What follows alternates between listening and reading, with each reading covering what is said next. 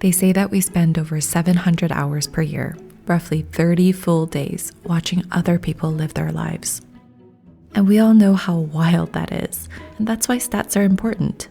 But I really believe that you have to feel it on a deeper, personal level to make any changes to your life. Well, let me tell you, I was feeling the weight of it all. I'd already edited my social media to be more curated, friends, family, creators, and brands that I liked. But even then, it felt like the constant information was starting to be so overwhelming.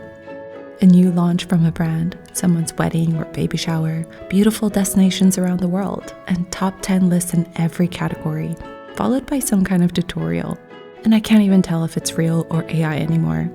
And it sounds terrible to say out loud, but I was starting to get numb to it all. But aren't we all? And then this lingering inner voice that kept saying, all of this information is energy, and whether you like it or not, it's taking up space in your world. And even worse, it's pulling you away from being fully present in your own life. So I just unfollowed everyone and did a complete digital reset. And it feels liberating. More and more lately, I've been asking myself, did I ever really have a connection with most of the people that I'm following? And if not, why do I want to hold on to these surface level relationships? If I learned anything from social media, it's that just keeping strings attached is not enough for a meaningful relationship. It does not make us any closer by knowing what's going on in each other's lives and just keeping up with each other's lives.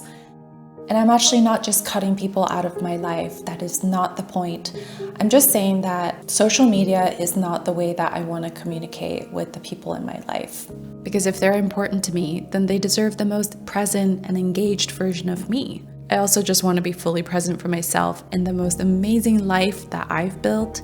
I have a retreat coming up and I'm in the early stages of writing my book, and I just don't want to miss any of it by having my attention somewhere else. My friends who also have an online presence, of course, I'm going to be supporting them. And for all of my friends who don't have an online presence, I have their phone numbers in my phone. So we can get on the phone or we can go grab dinner if one of us is in town. And it's really exciting to catch up and talk about life. I feel like this is what happens when you start simplifying. You start finding different things in other areas of your life and you just go on this purging spree. And I definitely had that moment with my phone. I went into every single folder on my email, on my apps, and just looked at what was really taking up my attention. If you have also been feeling really overwhelmed, you want to silence the noise that is social media, or just your phone in general, then hopefully this video will be motivational for you. I want to thank today's paid partner for today's video, BetterHelp. If you guys can't tell, I am continuously learning to draw healthy boundaries with the people in my life, whether it's online or in real life. At first, it does not feel empowering and actually feels very, very uncomfortable. If you have been a people pleaser like me all of these years, it really helps me to talk it out with my therapist while I'm going through it to see where it's coming from and just to process it all. And I've actually had to switch therapists multiple times because I wanted to find someone that I really align with their approach to therapy. And BetterHelp really makes it easy to do so. You can switch at any time at no cost to you. If you want to try therapy for yourself, it's really easy to get started. You just have to go on their website and you fill out a questionnaire and they will match you with a licensed therapist as soon as they can. You can click the link in the description or you can go to betterhelp.com/malamalife and you'll get 10% off of your first month of therapy. Thank you so much to BetterHelp for being a paid partner, and let's get back into the video. Our phones have become our digital environment, and environment is the invisible hand that shapes our habits. I think that was James Clear. So the first thing is to really simplify and dumb down our phone as much as possible. I actually only need 2 apps on my phone, GPS and messaging apps. So I deleted everything else and I started re-adding it over the course of last week. And you can totally do it in reverse. You can go to your phone settings, and I believe that most phones have it where you can look up your least used apps and start deleting some apps from there. Just to give you some ideas, Do you really need 5 wellness apps on your phone? How many of those do you really use? Do you really need all of the banking and travel apps, or could you just download it as you go? I know for me, living in a foreign country, I need my phone constantly. It's just that I don't want to rely on it for every aspect of my life. Now that your phone has been simplified, we're going to control the inflow of information that's coming into your life. I know I said that I feel so at peace by unfollowing everyone, but definitely weigh your pros and cons. If your only connection to other people is through social media, don't follow what I did. If you prefer to keep your connection but have more of a curated social media experience, I highly recommend one by one going through each account and ask yourself some of these questions. Are they fueling you, or are they draining you? Are they making you feel inspired? Or do you feel like you're always constantly behind in life when you watch that content? Are you keeping tabs on people, and why?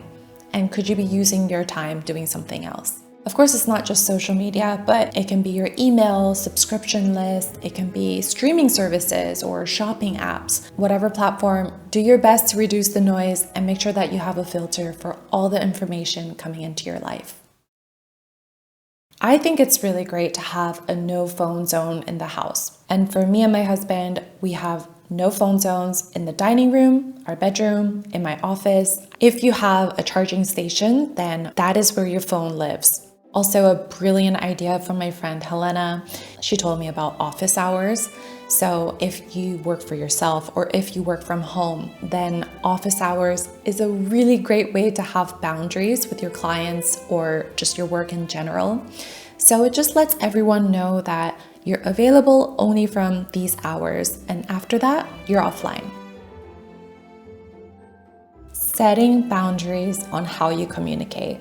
And this is something that I'm working on with the people in my life. Nowadays, I feel like there's just so many messaging apps, and every single person has a different preference on how they want to communicate. Some people like to text me, some people like to call, leave memes, voice notes. I'm really old school and I'm a talker, so I like to get on the phone because I feel like whatever you have to say, it can be said in 2 or 3 minutes. If you really want to talk, then I will definitely set aside time for you. But if you are a talker like me, something that has really helped is just letting people know in your life that I will not respond to your message right away. And if you really need me, you can call me at any time. And if you're not a talker on the phone, because I know a lot of people have anxiety over that, then you can tell the people in your life, you don't have to respond to my message, but I'm just texting you when I'm thinking of you, and you can get back to me at your own pace. A lot of my friends have said that to me, which is really, really kind, just letting me know. So we both have a mutual understanding. Something that I've been really scheduling in my calendar is in-person inspiration and connection days. I have always stayed on social media for as long as I have because I find it very inspiring. You have access to some of the most creative minds out there, but I feel like there's nothing like going out there in the world and getting inspiration from life.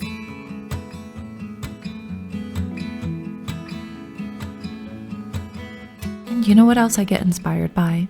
Getting in my car on the highway with the music on and just driving for hours without telling anyone where I am or what I'm doing. Walking into a random restaurant without seeing the reviews, no location shares, geotags, or QR codes, and just being present with my food. I especially get inspired by meeting random people, not exchanging Instagram handles at the end of the conversation, just hoping to bump into them again one day. That freedom inspires me, and that's why I want more off-technology, in-person experiences. And even just talking about it reminds me that time is far too precious to spend it as a spectator in someone else's life. Imagine what could happen if you took those 700 hours watching other people and used them to build the life that you've always dreamed of. And if you're the one always behind the camera, capturing every moment, what if just for one day you didn't? Where would you go if nobody was watching? What would you wear? What would you eat if there was no pressure to share it all? That kind of freedom, It's always within reach. You just have to choose it. We have created this digital world where everything is enhanced. The colors, the lifestyles, our personalities, and we can keep in touch with everyone with whom we've crossed paths with and connect with others that we wouldn't have had the chance to. Obviously, I find it fascinating and I'm always going to be participating in it, but I just don't want to lose sight of what's real underneath it all.